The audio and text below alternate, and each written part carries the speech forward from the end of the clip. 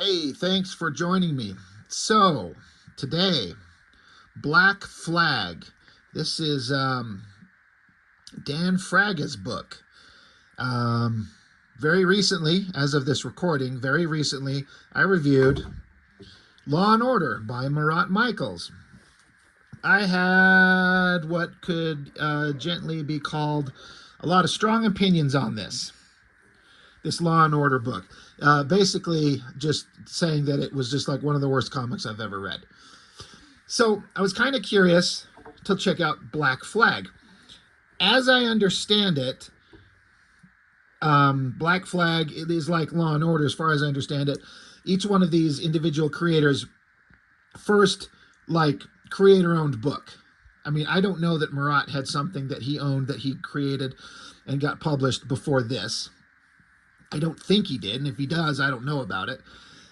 But Black Flag, I'm kind of curious on this one because these two fellas, I don't have any, kind of problems with either one of these guys as creators. They were young guys back in the 90s. They're homies with the ever popular and ever super genius Rob Liefeld. They were like his best friends, like his homies, part of his like personal crew. Like, it kind of seems like they were his best friends, his tightest guys. They probably roamed around in cars, laughing and cackling at things together when they weren't drawing comic books. Like, who wouldn't do that type of shit, right? And so Liefeld is like this superstar, and then he's got his homies, his best friends, his guys, his boys, and they make their own comics. I reviewed Law and Order. Sucks. You can go find my video on that. So I was curious as to what Fraga's book would be like. Again, this is way back in the early 90s. The Marat Michaels book, this was like September of 95 when this one was made. This book was middle of like 94. Now, I had seen some kind of like ads for Black Flag somewhere way back in the day, but I never, to my knowledge, saw it actually get made. I never knew that it was actually made. And it wasn't until kind of recent times that I was like, oh, it looks like it actually was produced. And this is the first time I've ever seen it. And like I said, saw what Marat's stuff was like. Now, Marat didn't draw that. He just come up with the idea and the plot, and then he gave it over to another artist to draw it and ink it, and then hand it over to one of his homies to script it and kind of write it. But it was Marat's idea. Would it be better if Marat drew it? I don't think so. The entire idea, the whole concept and the way it was told was stupid. Again, go back and watch the video on that. So this is a little bit different. That's Marat's book, The Law and Order. He didn't draw it or write it directly, specifically himself. This one, Black Flag by Fraga, he's the creator. He writes this basic story. He does the art. He does have script assistants, and that's kind of fine. But I was curious, which one would be better? Now, just by default, I have obviously read this by this point, but before I kind of got into it, I read Law and Order first, and coming out away from that one just going, holy good Lord, that sucked. I'm like, Fraga would really, really have to fucking drop the ball for this to be worse than that. So I was kind of curious. I have to say, this book was not what I thought what it was going to be at all. When I saw the title Black Flag, God, I almost keep almost mispronouncing it by almost just missing the L. And that would get me in trouble. Black Flag. I saw like a picture, I think this guy with like the beret on. It's a big tough guy, a bunch of bullets and straps and gears and shit, packing a bunch of guns. I was like, well, it's probably some violent soldier story with lots of, blood and guts and hopefully a bunch of hot girls and bad guys, maybe some lizard monsters. And there's a monkey for some reason. I've never been a fan of like character, like, hey, I'm going to have a character that's a giant ape. I don't know what the whole ape thing is. I know apes are pretty popular in culture and movies and all that type of stuff. Like, I do get it, but I don't know. Every time like there's a monkey, I'm kind of like, why am I reading a comic or something about a freaking monkey? I don't know. Whatever. Not too concerned about it. But I expected just a big action bonanza of a book, but then I get the cover here, and there's like cutesy, adorable kids. I'm like, oh, okay, all right, sure. I was kind of surprised. I mean, I don't know. There might be multiple covers. I don't know, but this one, Fraga got Todd McFarlane to ink him. Once I saw the McFarlane on finishes, looking at it, I can totally see the McFarlane. I can't help but wonder how Fraga swung that. You know, hey, McFarlane, would you ink a cover for me? And he's like, Bud, sure. You betcha. Can I put Spawn in there somewhere, Bud? So, okay, I'm like, Black Flag. All right, let's get into it. So I flip it open. And I'm like, oh. In a lot of ways, depending on what the book would be, flipping it open and seeing it just in black and white, I harp on the concept all the time. I want to see more books in black and white. And I was surprised to see this. Now, I'm not a huge fan of Fraga's art in the early 90s era. I follow him on social media, and he can draw really well. I mean, he's come a long way. There's no denying it. And he can clearly draw here, even when he was younger. You know, a lot of these early artists from Image, specifically at Extreme Studios, they were young, they were untested, they had no art direction, they were kind of rudderless and directionless and leaderless, you know, probably just told, make the tits bigger, make the head smaller, more blood, more bullets. It was probably that kind of instruction. And so, you know, a lot of these young artists had a lot of room to grow, and I think they all did. I mean, I don't think there's one of these artists that I'm aware of that's still drawing to this day that didn't become really fantastic. But I wasn't a huge fan of Fraga's work in the early 90s. I have to say, I mean, this is 94, so it's what, a year-ish on, year and a half, something like that, maybe from his debut work. As far as I know, he was doing, what was it, Bloodstrike for Liefeld. That work there compared to this work here, Fraga was making leaps and bounds in terms of his drawing ability. So got to give credit.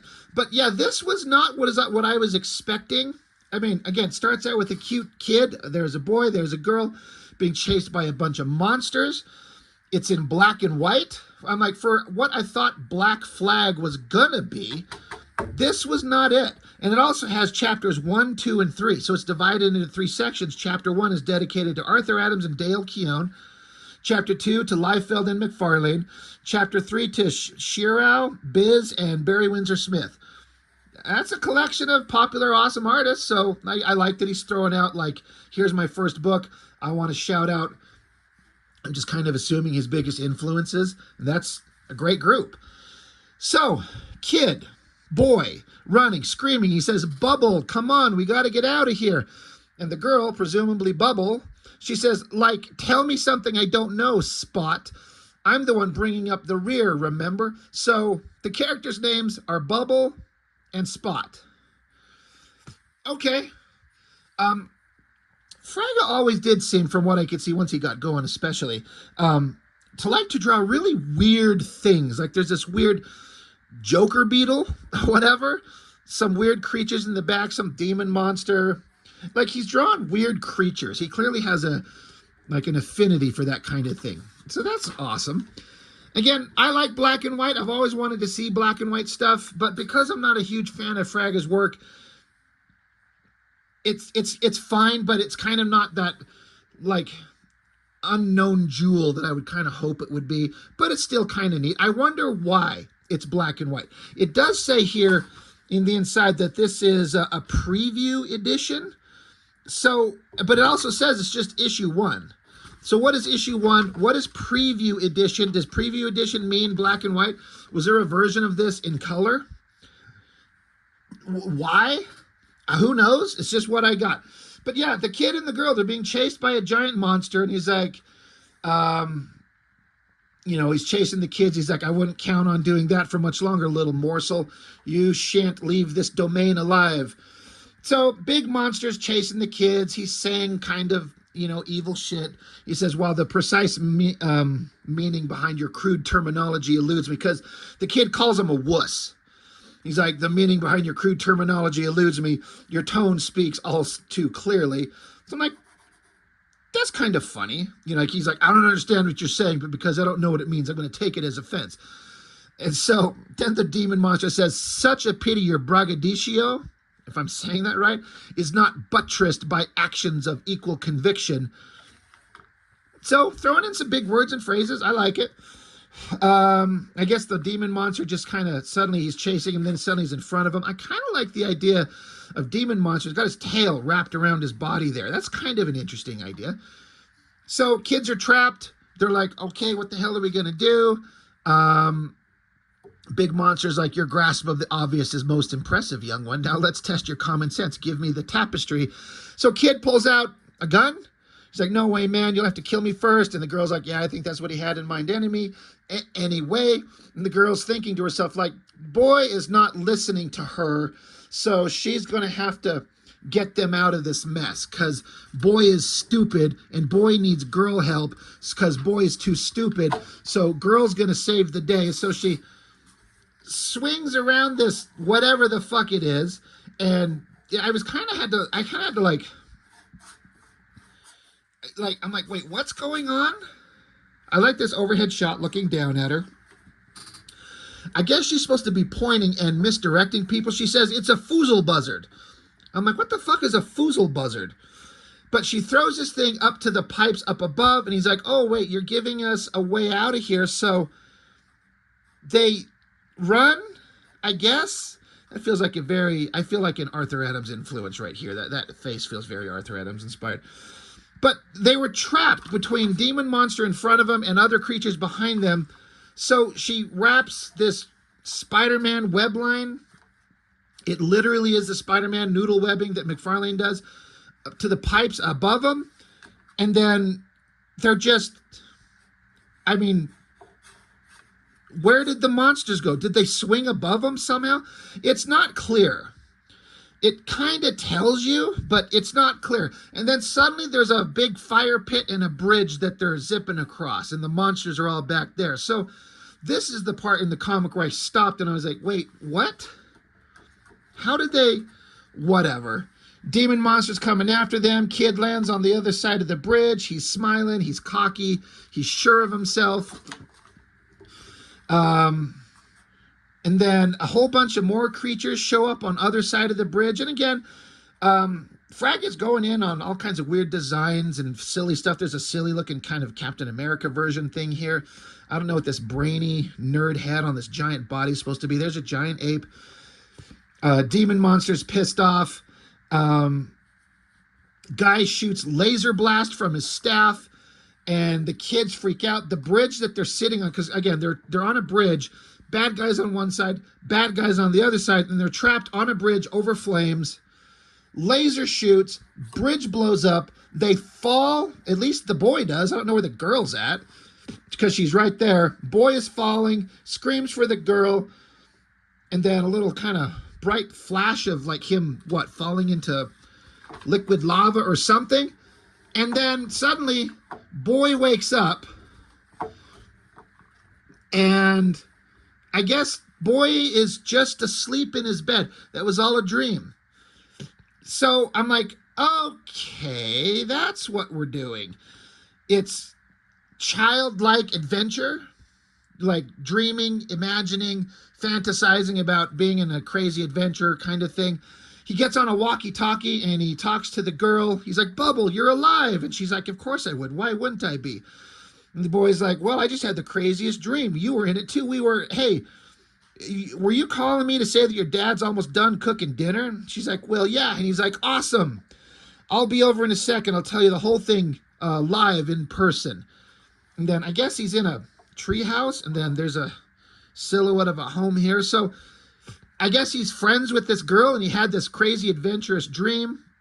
And he's going to go over and have dinner at her house and tell her the story. I wish that they'd put fucking the end, because it just goes into the next chapter. And I get, you see the title, you can just assume, but I feel like it'd be nice if they put the end. So chapter 1, I'm like, Black Flag, this story that, like, the comic that I've seen being advertised for a little bit up to this point, where I thought it was going to be just a big violent shoot 'em up. You got young kids just fantasizing about being in adventures. I did shit like this when I was a kid. I always imagined stuff and run around and carried my toy guns and shot monsters and soldiers and shit. This is an interesting shot of this kid, you know, the kind of standard classic cartoon three-fingered hands. He's wearing some sweatpants. He's got very, very muscular legs for, what, a 10-year-old boy? It's a little weird looking, but it's kind of cute, which is the last thing I was expecting. I was not expecting cute and lighthearted. It's still not so, I don't think it's like amazingly well done, but it's pretty good. It reads pretty well. You get the idea. It's pretty straightforward. Kids fantasizing or imagining having crazy adventures. Wakes up, is going to go hang out with his friend. Like, oh, it's very different from anything else I'd seen anybody at Image Comics ever do. So I don't love it. I wouldn't come back to this because I'm interested in what's going on here, but I got to give it due respect. It's kind of fun and it's different and it's pretty well executed. So, okay, we're already doing better than this book where we have underage girls being hypersexualized in a really creepy way. She's barely 17, guys. Anyway, on to a new story. There's a gorilla. Gorilla in the midst. Get it? Fraga can draw a good ape. Like, no doubt there.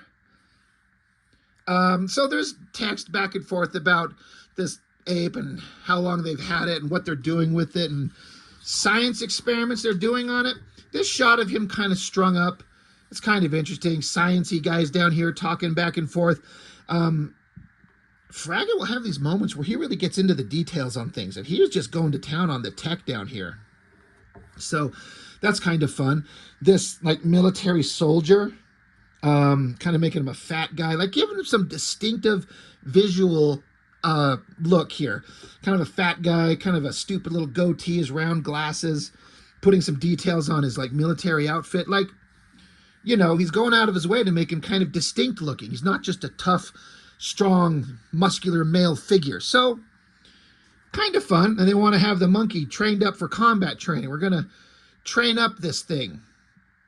And so then, later on, I guess they've got into his brain, training him up, making him into a super killer ape. I guess we're going to have a story about a super smart killer ape. Is he going to escape and become the badass of the story? Maybe. Once again, it's a pretty good shot.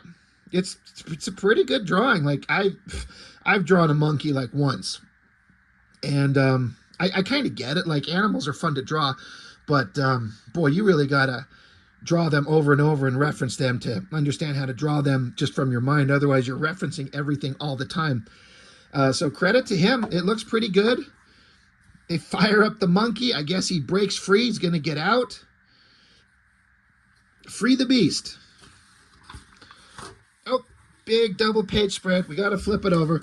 Again, another big quote-unquote awesome shot of the monkey. Oh my God, he's coming right for us. They're screaming like the big fat face of that asshole there.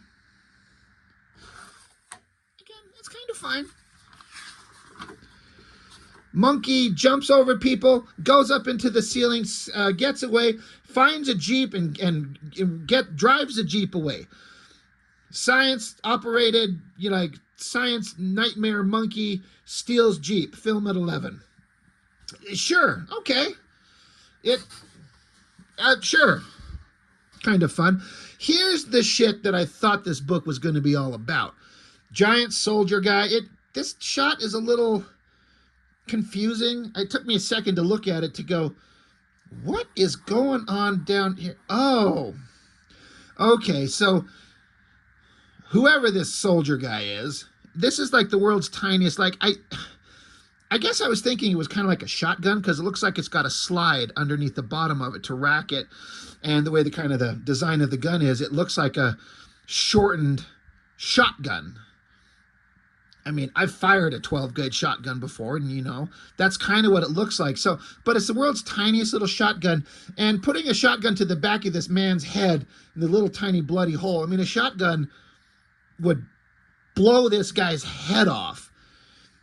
Whatever. This is what I was expecting the most, and it's funny because it's kind of already the least interesting because it's so cliche. I am not particularly interested in cutesy little kids running from monsters. I am not particularly interested in giant science gorilla stealing Jeep, film at 11. Actually, maybe I am. But those are more unique, honestly, and present more ideas that are new versus soldier guy with guns blowing heads off bad guys covered in straps and belts and bloods and guts and all that type of shit. So you got super tough bad guy, or rather presumed hero. Chapter 3, hard target. There's the shot that I was thinking we were going to get. And again, artistically, it's cliche as shit. That side profile face is kind of rough. And the whole drawing is not that great. Everything else before is better than this. Because, again, for like I was just saying, this is something we've seen versions of from every Image comic up to this point. And therefore, it's not interesting. Just because it's cliche. So he's standing there looking tough. Heavily shadowed guy he's going to fight shows up. And you get the kind of the cliche split face where it's a single face shot, but it's split down the middle. One side is one guy, one side is the other. The dialogue, the text in this from the soldier guy who's thinking, his name's Sniper, by the way. Let's see, the text says, the name Sniper, about 90% of the time, I'm the best damn gun for hire the world's ever seen. No heist I can't pull, no hit I can't do. The other 10% of the time, though, I'm about the most confused guy this side of Rip Van Winkle after a nice long nap. Suddenly the dialogue and the text and the storytelling becomes just as cliche and boring and stupid and overwrought and dumb as the shit in this book. Go back and watch my video on that.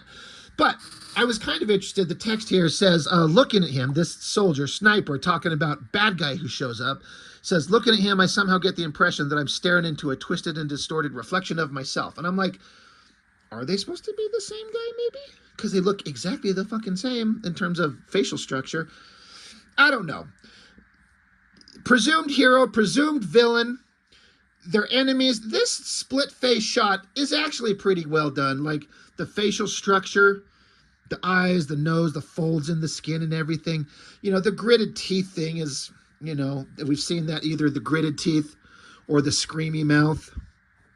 Seen that a million times, but it's not bad. I like the little cross-hatching textures he puts in the background. And then they run at each other. They charge. I kind of like the reverse white silhouette on soldier guy there. And then the full black silhouette, but then like the weird crackling energy around whatever the fuck this monster thing is.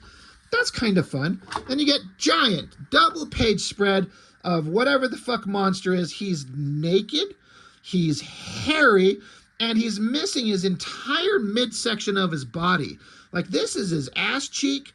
I feel like you got his upper body, like where his pectoral muscles are, but where the fuck are his abs supposed to be? It's like you took the upper body and the lower body, and they're supposed to be a connective tissue, but you just mashed them together. He's very hairy, he's very naked, and he's very much plunging his fist, I guess, into the guts of Sniper, the guy who just a couple pages ago was saying he's the best damn gun for hire the world's ever seen. No heist he can't pull, no hit he can't do. And the first fucking thing we see him do is get a fucking hand put through his body. Pfft. Bubbles of guts and everything going everywhere. And then after a second of staring at this, I'm like, what the fuck is in the background? Oh, that's supposed to be the moon. Do these guys realize that the side of them... Look, all right, I'm going to give some science here, but I haven't fact-checked myself, so if I get my science wrong, y'all can roast me in the comments. If I understand what I've heard correctly, the moon does not rotate. It has the same side facing Earth at all times. So the back side of the moon is peppered in giant craters, but the side facing Earth is not. Because with the side facing away, it's taking impacts from meteors in space all the time. My point being is that one, you never see the moon this big, and two, you don't see giant fucking craters like that. It's on the backside of the moon. This is a comic book about giant naked hairy men punching fists through ridiculous soldiers, Rob. Who the fuck cares what you would see on the moon? Well, I look at it and I'm like, it's just a visual thing to play with. I never liked the moon super giant and hyper zoomed in on enough to see the giant craters in it. It just, because that's not what the moon ever looks like. That's just me. You can roast me in the comments, tell me to shut up about the moon. In fact, that's all I want to see. I just want to see multiple comments of, Rob, shut up about the moon. Anyway, guy gets punched through the guts. And then I guess for a guy who got his fucking guts ripped out, which I'm guessing that's what happened, he just got a little blood, just a little tiny bit of blood. He arcs backwards. This panel should be flipped because Hero is facing this way and his body's being punched that way. So he's being sent this direction. So this panel should have him falling that direction. This thing should be flipped to go the other way, but he's falling the wrong direction. Bad guy is just standing looking pleased with himself. Hero's just bleeding out from his eyes and his nose and his mouth, and then I guess then he wakes up. Is he having a dream too?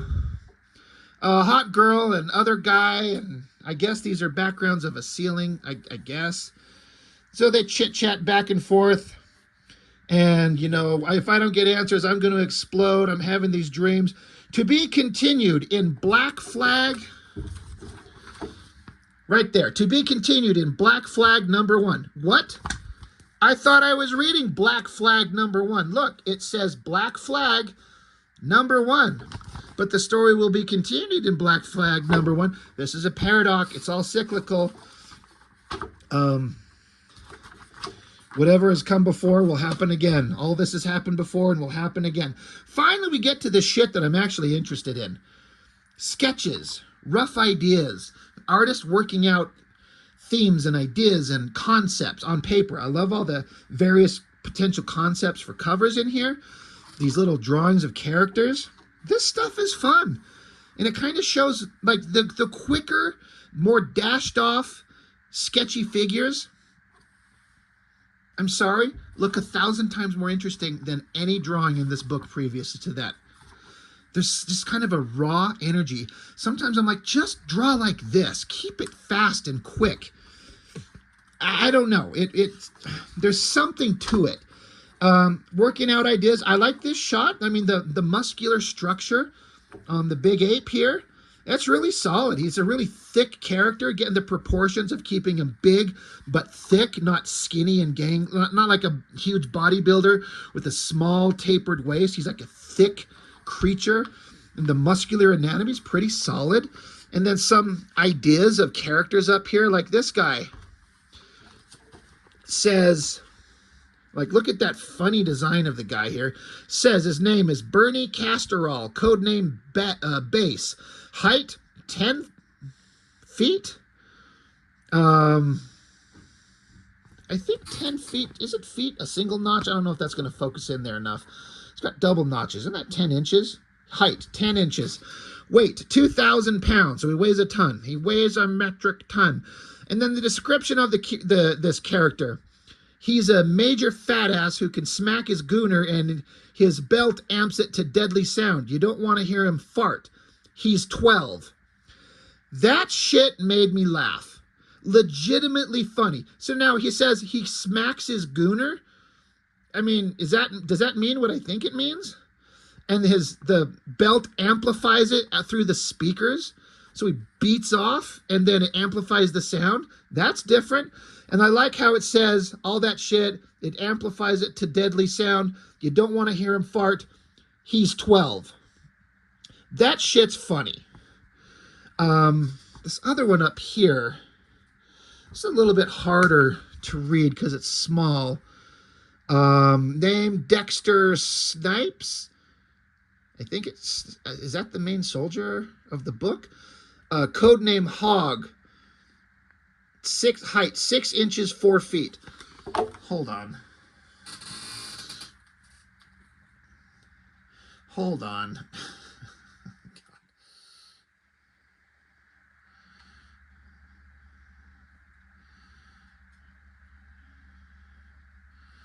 I'm going to look this up.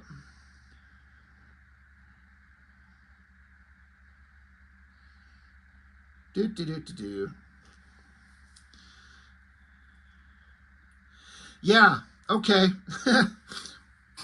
I'm right. I work at Home Depot. I should know this shit. He's got it backwards, and it's an honest mistake. So you see that 10? It's got 2 little hashtags by it. That's inches. So his height is 10 inches. This guy, it's probably too small to see, but the height says 6 inches, 4 feet. Sweet. But yeah, I had to check that out. I had to double check that. Oh yeah, I was reading this stupid shit. Wait, 280, hair black, eyes green. Hog is the leader of the Brotherhood, Arizona the Brotherhood Arizona chapter. He loves Harleys and fat women. Oh, fast women. It should just say fat women. And he is the second of the Quattro split experiment to be matched. It's so small, it's hard to read. Anyway, that shit's kind of funny. There's another guy down here, Raiden. These sketches are fun. And you get some pinups. It says Tallman. Looks like inked by Art Tieber. I know that signature, A.T. Tallman, I think he's a colorist. This one over here, I have to say, the inking, the difference in inking. This is it's AV. I'm not sure who AV is. I know I've seen that. I should probably know who that is, but I can't think of it off the top of my head. But Stucker, I know that as an inker. I have to say, the ink lines, the clean, slick, polished ink lines from a inker look a lot different and sharper and cleaner and better than the ink lines that Fragas doing on himself in the book, where it's kind of a dead line. Like there's not a lot of line weight variation. I mean, I'm not saying it's bad. It's certainly fine. But to my eye, I noticed a distinctive difference in the inking here. And Stucker, as an inker who does a lot of work through the image titles, at least at Extreme, I know I've seen his name everywhere. The inking stood out to me very much in this one. Pretty solid pinup. And then same thing with this one. It says Carl, so I'm presuming Carl Alstatter, however you say his name. That looks very much like his art. A lot of shiny chrome cross-hatching. That's a really solid piece of art. I really dig it, with inks by Marlo. So Marlo Akiza, I'm going to assume. That's pretty solid, all things considered. I don't know who this artist is. I cannot decipher that signature. I've said this before, and I only say it because I picked it up from McFarlane. If you're going to sign your name, sign it so people can read it. Because what if I love this guy's work and I wanted to go search him out? Who is this? I can't read that. That's a fine drawing. That's fine. And then you get, it doesn't exactly say, but this book on the bottom here, it says, Curse Thy Nib, Dan Panosian. And so I'm like, okay, yeah, that's a Dan Panosian drawing, I would say. I mean, it doesn't list anywhere else like a penciler. And it definitely looks like Panosian inks. I don't know about Panosian pencils in this era. I didn't like his art in the early 90s. It was way before he became a genius artist. But this might be the best drawing in the whole book. That's beautiful. I love it. Oh shit, Black Flag Survey. All right, well, the survey commands me to fill it out. Name, Rob. Age, fuck you, none of your business. Address, you know, SLC. Phone number, none. Store you shop at. Where do I shop at? Walmart. Favorite comic? Today? Probably Battle Beast. Rate each chapter. Chapter 1 sucks. Chapter 2 sucks. Chapter 3 sucks. Favorite and least favorite Black Flag character. Um, Favorite character, the ape. Fave. Least favorite, the ape. What was cool? What was cool? John Wick. That shit was cool. What sucked? Your mom. Additional comments. Make your comics. Make your comics, my friends. All right. Oh, shit. It says photocopy this page and fill out the survey to be eligible to win cool Black Flag stuff. Well, I should have photocopied it. Did I just ruin this book? Is this worth hundreds of dollars? Survey says no, probably not. All right. On a scale of 1 to 10, Law and Order gets a negative 69. Black Flag, I'd give it a 5. It's kind of right in the middle. It's not brilliant. It's not amazing, but it's kind of fine. It's 1,000 times better than Law and Order. It's different. It's got a unique approach. It ranges from hyper violent to kind of super cute. Fraga obviously had some different ideas and a way he wants to approach things. So good for him, you know. Again, there's nothing in here that would make me want to come back. But if I had to choose, I would come back to Black Flag before I read Law and Order again. Now, if I find issue 2 of Law and Order, I'm going to get it for the channel. But in terms of like shit that I want to own because I want to read it because it's entertaining and I like it and it makes me happy, Law and Order gets thrown in the garbage bin. Black Flag is kind of fine. It's kind of fine. And that's the best I could kind of say about it. So, you know, but it's 94. Fraga was, in his super early 20s. You know, considering it's not bad, honestly. It's okay. Mid-range. Anyway, that's all I got for this one. Thanks for joining me. As always, I really appreciate it. I'll see you next time.